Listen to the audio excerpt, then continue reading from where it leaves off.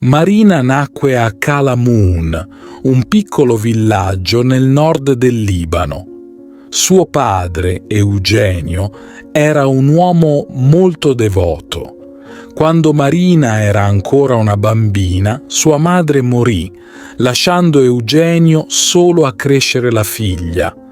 Questo evento lo spinse a cercare una vita di pace e devozione.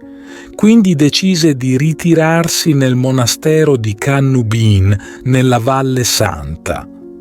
Non volendo separarsi da Marina, la vestì da maschio e la presentò ai monaci col nome di Marino. Marino si dedicò con passione alla vita monastica. Era conosciuto per la sua spiritualità e precisione nella pratica delle virtù monastiche. Un giorno Marino fu mandato in missione in una città vicina. Durante il viaggio fu ospitato da un amico dei monaci, Paphnutius. La figlia di Paphnutius, che era rimasta incinta a causa di un adulterio quando fu scoperta dal padre, attribuì la colpa a Marino. Il padre della ragazza, furioso, si recò al monastero e denunciò Marino al superiore.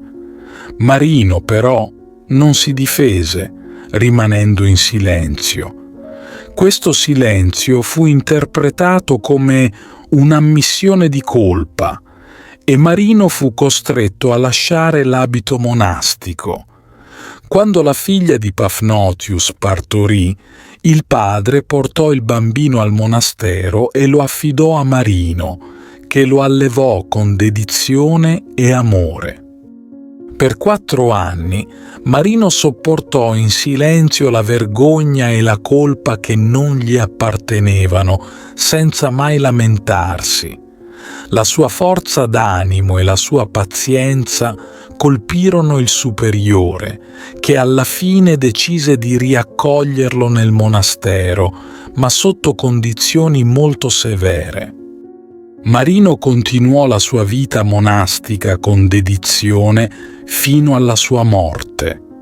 Quando i monaci prepararono il suo corpo per la sepoltura, scoprirono con grande sorpresa che Marino era in realtà una donna.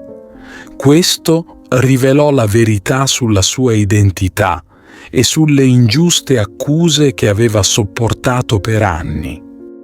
Il superiore e i monaci, pieni di rimorso, si inginocchiarono davanti al corpo di Marina, chiedendo perdono a Dio e alla Santa per il loro errore. Il volto di Marina brillava di una luce divina, segno della sua purezza e della sua santità. Il coraggio e la pazienza di Marina rimangono un esempio di fede e devozione per i pellegrini che visitano il suo altare, provenienti da tutto il mondo, specialmente dall'Italia centro-meridionale, dove è ancora venerata con grande devozione. Ti invito calorosamente a iscriverti al nostro canale per darci supporto e permetterci di continuare a creare nuovi video che condividono storie ed esperienze ispiratrici. La tua iscrizione è un prezioso sostegno che ci motiva a condividere più contenuti di valore e a diffondere messaggi di speranza, fede e crescita personale. Grazie di cuore.